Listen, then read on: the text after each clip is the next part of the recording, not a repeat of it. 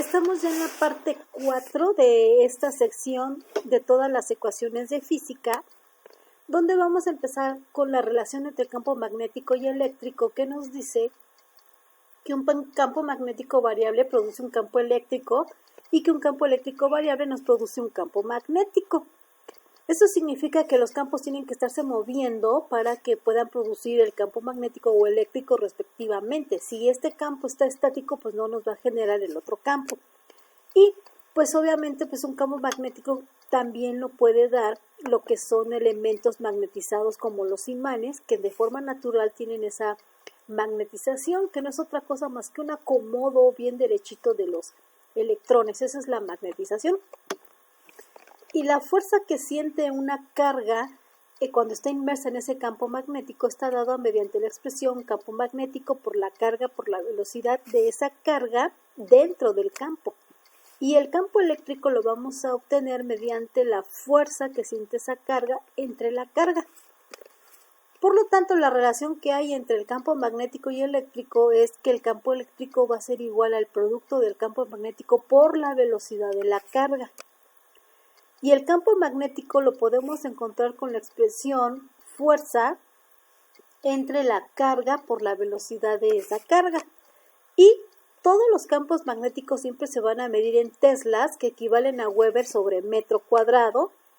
Y hay que recordar que la fuerza de la carga siempre se va a medir en newtons, el campo magnético pues siempre se va a medir en teslas, la carga eléctrica en coulombs, la velocidad de la carga eléctrica se va a medir en metros sobre segundos, y la magnitud del campo eléctrico, recuerden que se mide en newtons sobre coulombs.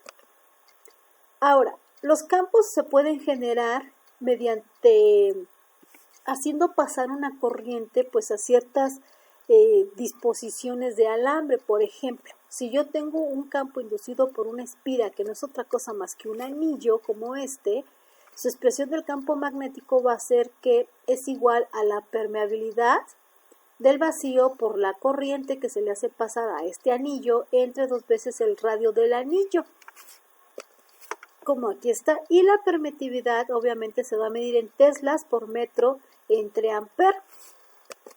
Si yo tengo el campo magnético inducido por una bobina, donde una bobina no es otra cosa más que alambre enrollado, vamos a tener que ese campo magnético va a estar dado como el número de vueltas de la bobina por la permeabilidad por la corriente que se le hace pasar a la bobina entre 2 veces el radio de esa bobina.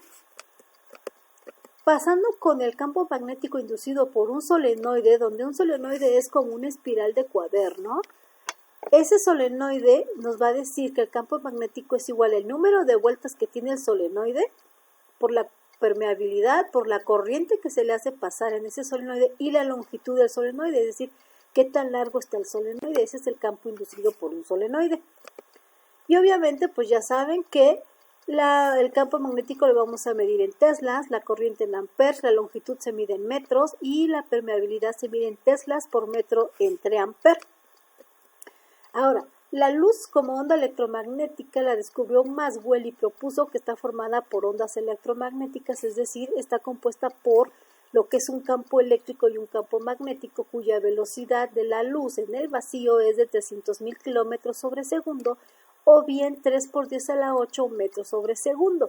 Para que entendamos cómo es la luz en onda electromagnética, la luz se compone de los dos campos, tanto el campo magnético, que es el rojito, y el campo eléctrico, que es el azul. Y pues la velocidad de propagación de la luz está en dirección siempre del campo magnético, como ustedes pueden ver aquí. Ahora, la luz no solamente es la que conocemos del Sol, sino hay diferentes tipos de luz. Y esas luces, ese conjunto de luces me generan lo que se conoce como el espectro electromagnético, que no es otra cosa más que radiación que proviene de todos lados. Y en este esquema nos muestra más o menos los tamaños de las longitudes de onda que tiene el espectro electromagnético. Aquí donde dice el visible, es solamente lo que es capaz de ver el ojo humano.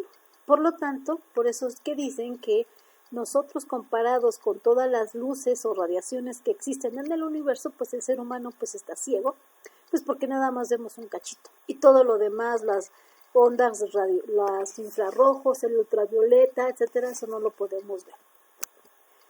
Ahora, este es otro esquema del espectro electromagnético, pues en el cual nos muestran el tamaño de las frecuencias de esas luces. Por ejemplo, pues tenemos un tamaño de luces que van de una torre a otra, pues que la frecuencia que te emite la computadora, por aquí los rayos gamma que son a nivel atómico, los rayos X que podemos ver a través de la piel y de otras sustancias, etcétera.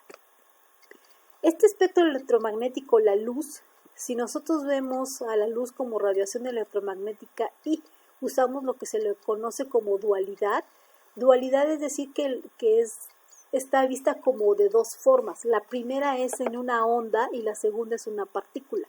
Si nosotros vemos a la luz como una onda, vamos a poder calcular la longitud de onda y su frecuencia, donde la luz la podemos encontrar como la longitud de onda de la luz por la frecuencia, que nos va a dar ese valor de la luz que es de 3 por 10 a la 8 metros sobre segundo. Pero si nosotros manejamos a la luz como una partícula, entonces tenemos algo que se llama fotón. El fotón no es otra cosa más que paquetitos de energía de los cuales está compuesta la luz, y como es una partícula, pues obviamente tiene energía que está dada mediante la constante de Planck por la frecuencia, o bien podemos tener que esa energía está dada como la constante de Planck por la velocidad de la luz entre la longitud de onda, donde la constante de Planck es una constante, bueno, como bien lo dicen, cuyo valor es de 6.62 por 10 a la menos 34 joules por segundo.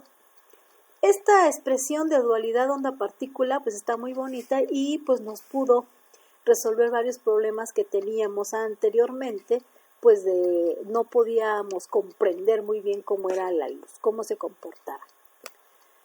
En la ley de Ampère nos dicen que la corriente que circula por un conductor induce un campo magnético. Sí, como ustedes ven, pues cuando a veces estás viendo la televisión y tienes muchos cables ahí, eso genera una interferencia. Pues ¿por qué? Porque como a través de los cables pasa una corriente eléctrica, esa corriente eléctrica en movimiento tiene un campo eléctrico y por lo tanto me va a generar un campo magnético y por consecuencia me genera una interferencia. Es por eso que pues los cables siempre tienen que estar aislados, no tienen que estar pelados y nada de eso, porque pues entonces generan la interferencia. Y como aquí lo muestro, este es un cable donde siempre un cable donde tenga una corriente va a generar un campo magnético porque tiene un campo eléctrico en movimiento. Y la ecuación de la ley de Ampère pues obviamente no es para el nivel de este video, pero como referencia vamos a poner que eso es la integral de línea, así se le conoce, donde tenemos que es el campo magnético por la diferencial de la corriente, que es igual a la permeabilidad por la sumatoria de la corriente, ¿no? Entonces, esta expresión pues se ve más adelante, pero como referencia quiero explicarla y ponerla aquí. Después tenemos que la ley de Faraday nos dice que la fuerza electromotriz inducida por un conductor o bobina es directamente proporcional a la rapidez con la que cambia el campo magnético. Sí, o sea, es decir, si un campo magnético es muy intenso, significa pues que la rapidez de ese campo magnético pues es muy rápido y porque tiene una fuerza electromotriz metida ahí que es muy potente. Y esa FEM, que se le conoce así como FEM por fuerza electromotriz, está dada mediante esta expresión donde nos dicen que es igual a menos el flujo magnético que se mide en Weber entre la variación del tiempo. Si esa FEM depende del tiempo. Y la FEM obviamente se mide en volts porque es un voltaje, es una energía. Ahora bien, aquí en este esquema pues podemos ver que si nosotros le implantamos una corriente eléctrica, pues aquí me genera una FEM y se mide aquí con este que se le llama, pues es un voltímetro para poder medir cuánto voltaje tiene esa FEM. Pasando con fluidos en reposo, tenemos que la presión atmosférica es la fuerza que se ejerce en todas direcciones al estar sumergida en ella y nosotros estamos sumergidos en esa fuerza, en esa presión atmosférica y por lo tanto, pues por eso tenemos pues ciertas características.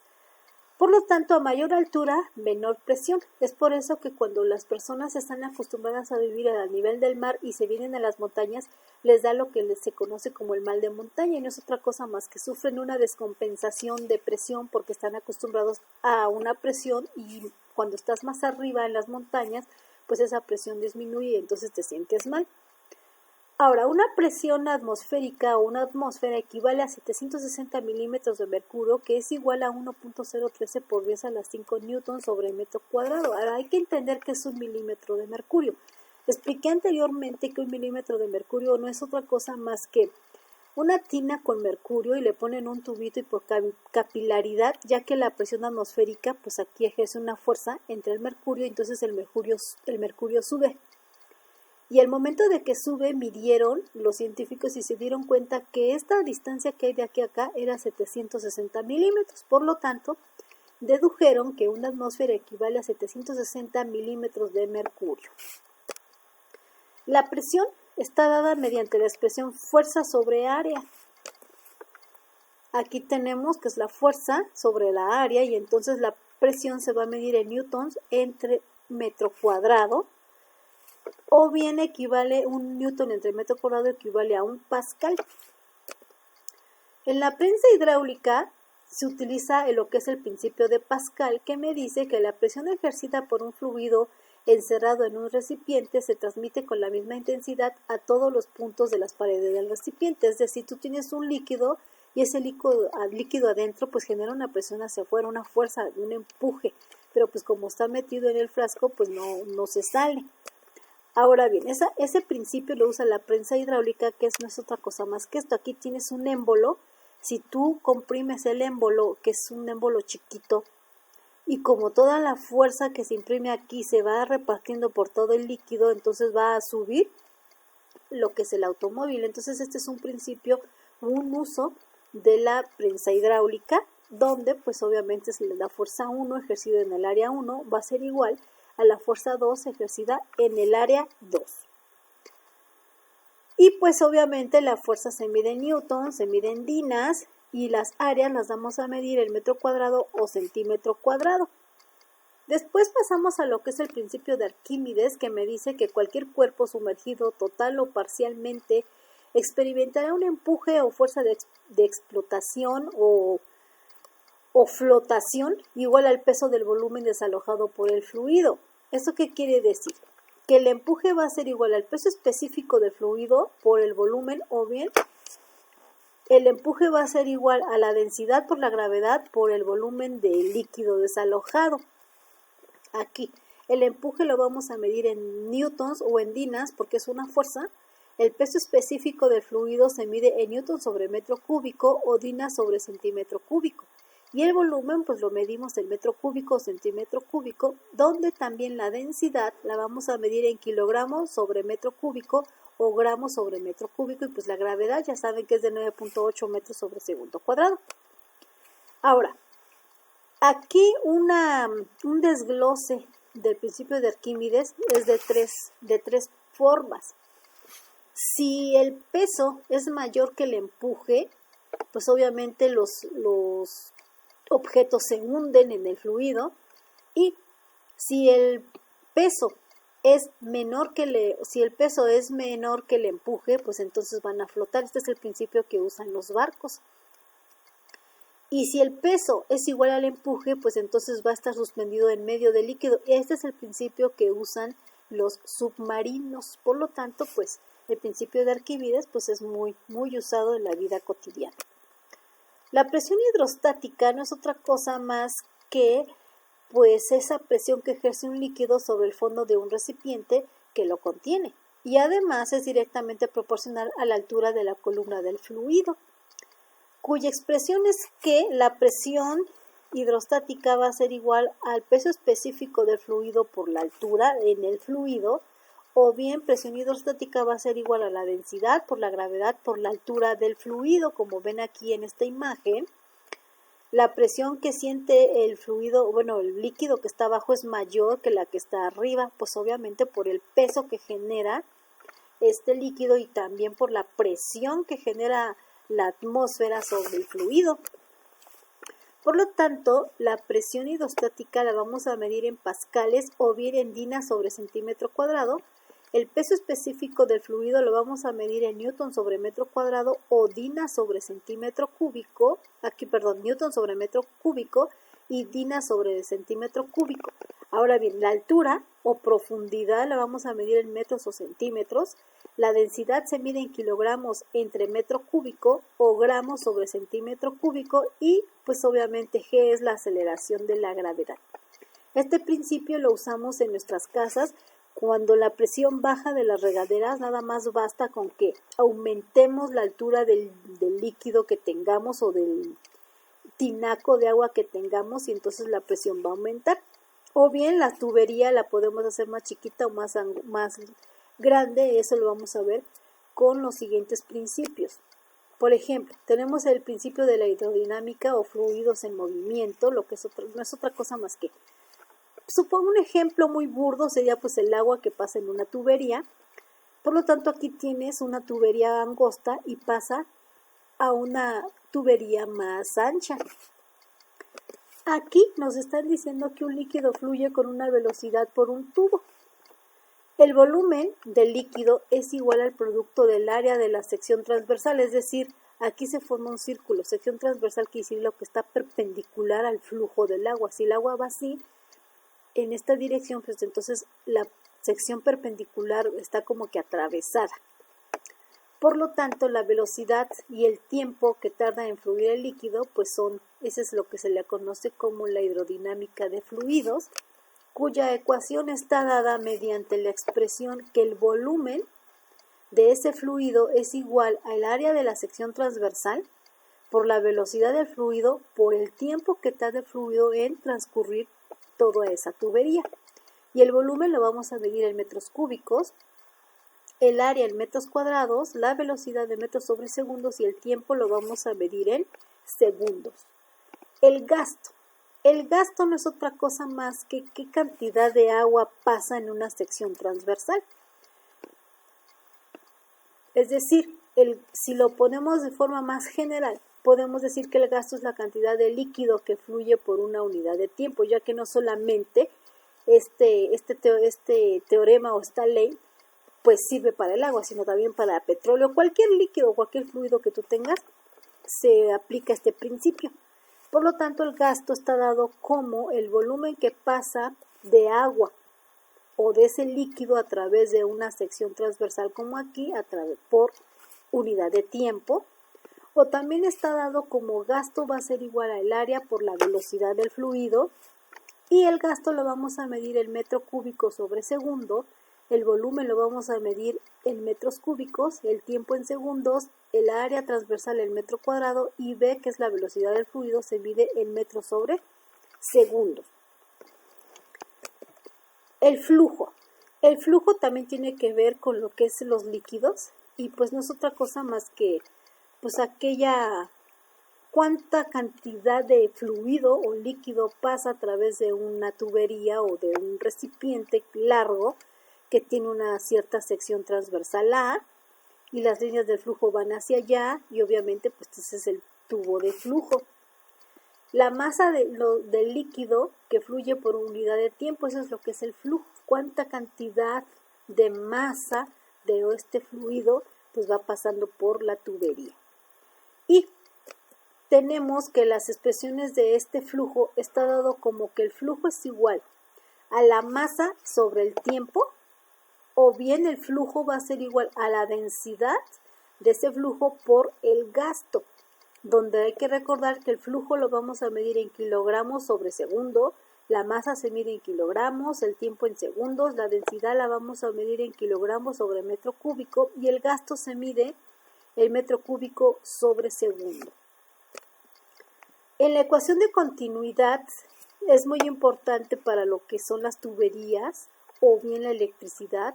Por eso es muy importante que cuando tengamos una instalación de tuberías o de eléctrica, los cables tienen que ser del mismo grosor y también los tubos, porque si no puede ocurrir una cierta descompensación, ya que la misma cantidad de flujo o de fluido que pase en este tubote gordote tiene que ser la misma de aquí, por lo tanto aquí la presión va a aumentar y puede reventarse el tubo o fundirse el cable. Por lo tanto nos dice que el gasto que fluye por la sección transversal A1, es decir, esta, es igual al gasto que fluye en la sección transversal A2, o sea que no se frena, sino que pasa lo mismo, gasto 1 es igual a gasto 2, por lo tanto el gasto está dado como el producto del área 1 por el volumen 1, que es igual al área 2 por el volumen 2. Y pues estas áreas se van a medir en metros cuadrados, el volumen, el metro, la velocidad, el metro sobre segundo. ¿Qué quiero decir con esto? La ecuación de continuidad nos dice que no importa el grosor que tengamos de estos tubos, la cantidad de líquido que pasa en estos tubos siempre va a ser la misma. Por lo tanto, si aquí pasa mucha cantidad, imagínate, cuando llegue a pasar aquí, pues va a generar mucha presión y por eso se revientan luego a veces pues las tuberías. En la ecuación de Bernoulli o Bernoulli, como lo conozcan ustedes, nos dice que la suma de energía cinética potencial y de la presión es la misma en el punto A que en el punto B. Casi es lo mismo que el principio de hace rato, ya que la misma cantidad de fluido que pasa aquí tiene que ser la misma que pasa acá. No importa si aquí esto está más angosto y esto está más ancho. Donde me están diciendo que la energía cinética en el punto A con la potencial, con la presión va a ser igual a la energía cinética en el punto B, la energía potencial en el punto B y la presión en el punto B. Si nosotros escribimos la expresión de la energía cinética, que ya recuerden que es un medio de la masa, pero aquí le ponen densidad por la velocidad al cuadrado, más la energía potencial, que ya recuerden que es igual a mgh, pero aquí le ponen densidad por gravedad por altura, más la presión, va a ser igual a la energía cinética en el punto B y potencial, y podemos eliminar las densidades, entonces me va a quedar esta expresión de Bernoulli como un medio de la velocidad al cuadrado más la gravedad por la altura, más la presión en el punto A entre la densidad, que esto es igual a un medio de la velocidad al cuadrado en el punto B, más la gravedad por la altura de B, más la presión entre la densidad. Y obviamente, pues, la densidad la vamos a medir en kilogramos sobre metro cúbico, gravedad, la altura en metros, la velocidad en metros sobre segundo y la presión se mide en newton sobre metro cuadrado. El teorema de Torricelli me dice que la velocidad de salida de un fluido por el orificio de un recipiente es la misma que tendrá un objeto si se deja caer por esa misma altura dentro del fluido. Es decir, si este líquido sale con una cierta velocidad, si aquí se mete un objeto, va a salir con la misma velocidad a la que viene el fluido. Por lo tanto, esto va a estar dado como velocidad va a ser igual a la raíz cuadrada de 2 veces la gravedad por la altura, y la altura la vamos a obtener mediante la expresión velocidad al cuadrado entre 2 veces gravedad, y la velocidad la vamos a medir en metros sobre segundos y la altura en metros. Por lo tanto, estas fueron todas las ecuaciones de la parte 4 que generalmente vimos magnetismo y fluidos. Por lo tanto, ya saben que el conocimiento no sirve si no se comparte y si no se tiene un propósito. Nos vemos en la siguiente sección.